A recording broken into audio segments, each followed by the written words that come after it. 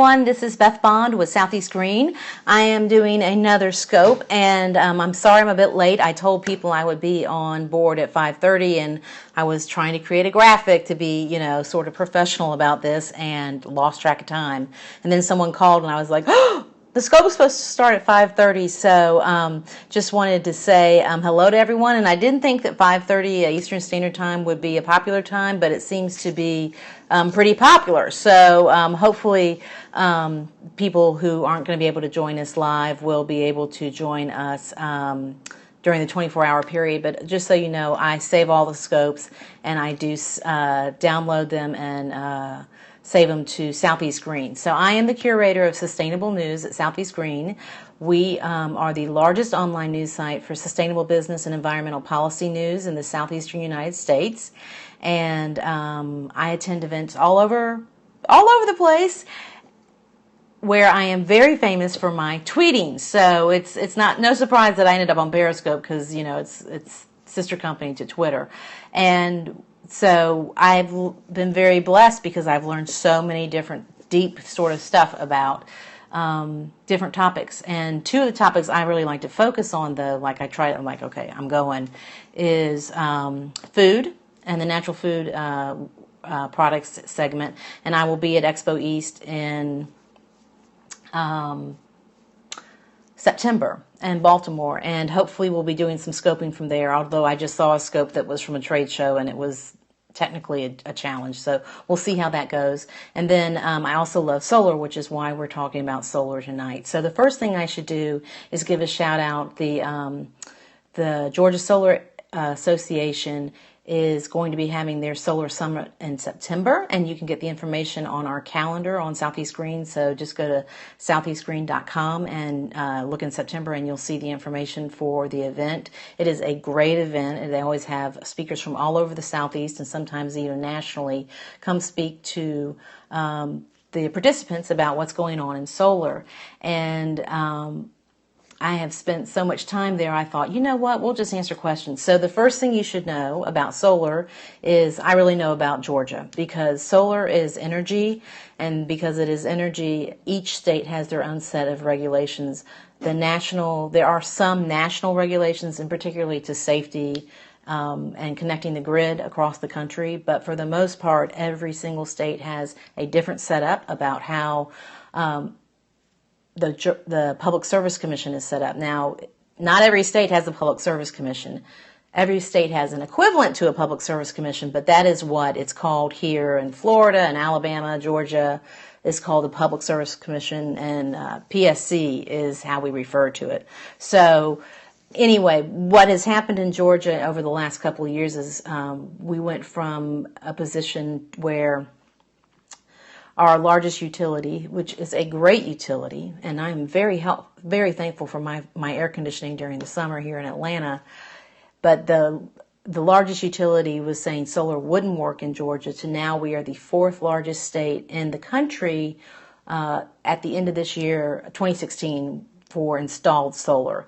A lot of that has come from grid electric utility scale solar. It is not what is known as distributed solar, or sometimes off the grid solar, which is the definition of when you install it on your rooftops. Most of the time you think of solar, you think of rooftop applications, but here in Georgia, what we've done is we've gone out and we found farmers who want to harvest sunshine, and so they've gone out and they've built these huge arrays, 500,000 kW. Some of them are meg, some of them are even bigger than that, basically in part of farmers' fields to generate solar, and has been very, very successful. And we have one of the most successful programs in the country for that. As things change, we are starting to, I'm fooling with my hair, I apologize. We are starting to explore more options in regards to getting distributed solar up and active. And for those of you who know about solar, well, let me just assume you don't know about solar. So in California, of course, they have a very, very aggressive solar market, and residential solar is a big part of the program because it is very easy to get financing. Think of it as a lease to get residential solar. Well, we just passed a law in Georgia that went in active July 1st that doesn't necessarily help residents, although it can, but in particular it helps nonprofits. So if you're a place of worship, or if you're a nonprofit that owns your own building, or you can convince the building owner of where your nonprofit is located to consider solar, you can now go in and generate your own electricity on site through using this, what they call a power purchase agreement, which is basically a third-party financing arrangement. So, one of the things, for those of you who don't know me, I am faith-based, and I am very, very interested in seeing churches in particular, along with synagogues and mosques. Mosques, because of roof lines, tend to have a little bit more of a challenge. Synagogues actually can be a really, really great place for solar. And churches, depending on their roof lines, right? The more modern churches tend to have a tendency to have flat roofs. Flat roofs are perfect for solar. Sloped roofs, it's certainly doable, but it is a little bit more of a challenge. So I would encourage you, if you are in Georgia and you get to see this video and you're interested in getting solar at your faith-based institution, that you reach out to GIPL, GIPL.org. It stands for Georgia Interfaith Power and Light. I am a board member, and they have just started a solar program and are exploring how we get more solar up on places, faith-based institutions. One of the other options, though, for faith-based institutions is you may have some land associated with your property. A lot of times that land is saved for either growth or parking, but if you have land that you don't think you're going to need, you can also install, and there's an excellent example out in Athens where a church said, we've got land and we want to make the installation, and they have donated their land, and they have now got solar where actually people can get out there and touch it. One of the things that's really funny about solar is, it's so sexy and so shiny, and then it gets on the roof, and then it's not quite so sexy anymore. It pretty much just lays there. So, and it's, you can't see it because it's up on the roof. So, having these land installed arrays is a really good opportunity for people to get out there and touch it and love it. There's a lot to know about solar. We've got a couple of people. Does anybody have any questions?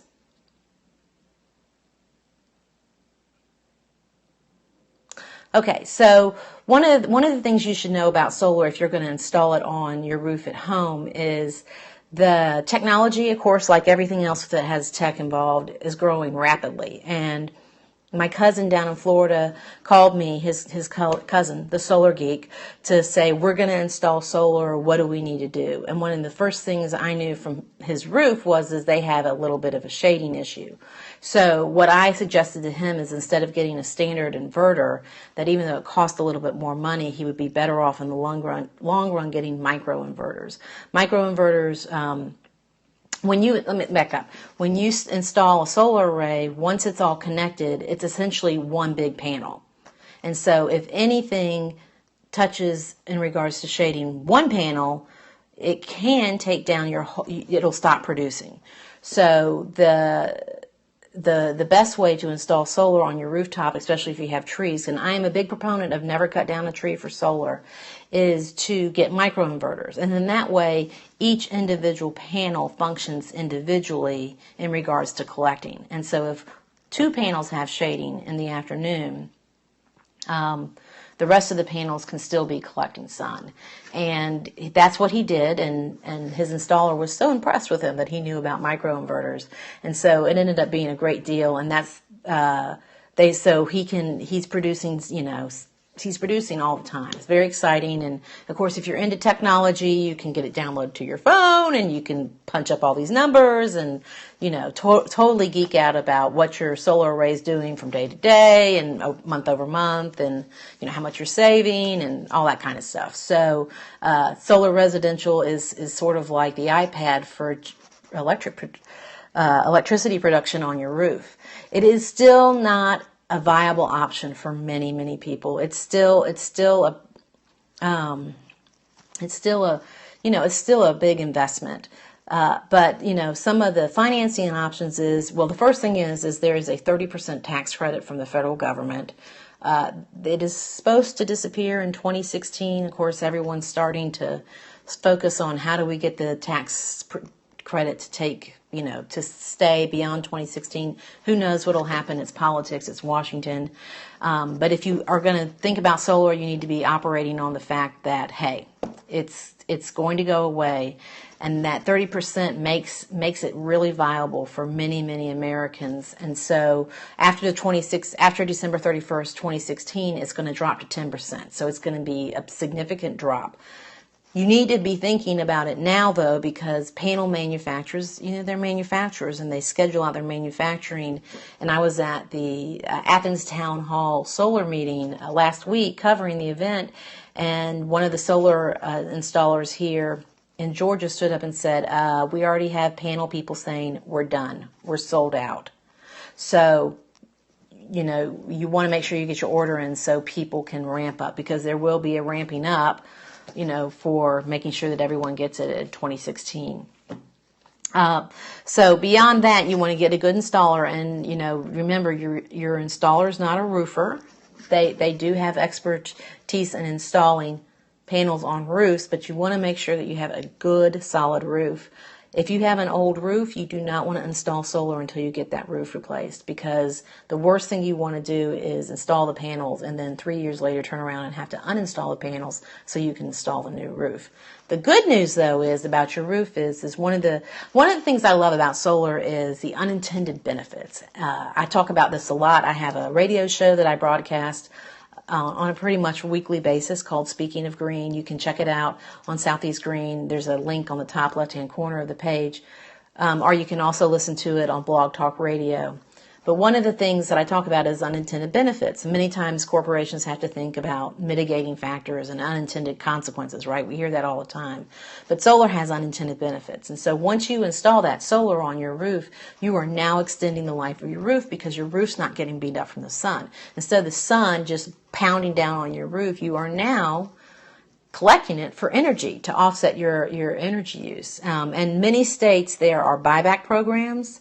Georgia Power does have a buyback program. They pay avoided cost, but if you have an EMC with an electric management cooperative, everybody has a different plan. So if you're planning to do solar on your rooftop, make sure you go out and you find your utility company that you work with and find out what benefits they have. There's people who will pay you $450 back per watt that you install, and you never sell it, but you get $450, which is a big way to help offset the initial cost for installation. So check with your EMC or your utility to find out what your rebates and incentives are in place. But here in Atlanta, we have Georgia Power, and they will buy back at avoided cost, and avoided cost range, it's going to go up and down. So sometimes you may be getting 4.5 cents, sometimes you may be getting 5.5 cents. Since the average solar array is guaranteed for 30 years, I can guarantee you that by the time you get to the end of the life of your array, or the manufacturer's stated end of your array, there's many, many examples of solar arrays producing up until 40 and 50 years. But once you get to the end of that your avoided cost is going to be much, much higher. So, those are other things, we live in a world where we think about the next quarter payoff, right? It's all about the next quarter stock market cycle. Everything is the next quarter stock, everything's in 3 months bids. But solar is a really long-term vision kind of consideration. And so when you're thinking about solar, you need to think about where are you going to be in 30 years? Now, many people say, well, I'm not going to be in my house in 30 years. I'm going to be retired and I'm going to be in Florida or whatever. And that may be true. But the other unintended benefit about solar is there are now national stats from the National Real Estate Association showing that if you have solar installed on your house, you have essentially bumped up the value of your home anywhere from the equivalent of if you had installed a bathroom or redone your bathrooms or your kitchen. So it is a good investment for the value of your home. It's not going to depreciate it, and as people mature and as more millennials come into the marketplace for homes, they get it. They get sustainability. They get gadgets, widgets, and wadgets. They get technology, and they understand the value of having solar on your home. So, that's another thing you need to think about when you're thinking about doing solar on your home. So, unintended benefit number one, no roof damage. Limited, you extend the life of your roof. I shouldn't say no roof damage. Unintended benefit number two, adds increased value to your home. Unintended benefit number three, which is not often talked about, panels on a traditional house, which almost everything here in Atlanta is a sloped roof. They don't actually install them next to the roof. They actually, there's a gap about of 1 inch and 2, and that actually causes convection to happen, where air is circulating back there behind that, and that actually cools your roof. So all of a sudden, not only have you've added an extra layer of insulation because your roof is not taking the direct sunlight, right? It's going onto the panels. Now you've got convection running, which is causing another way to keep your roof cool, which is reducing your energy cost. So not only are you creating your own energy, but now you're reducing your energy cost because you've got a system on your house that is actually helping to cool the house. So those are the top three things about solar residential, and there are a lot of challenges, and I don't want the scope to go on and on because there are a lot of challenges, but other things really quickly, and we'll go into this in a little bit more detail in another scope, that you should be considering when you are installing.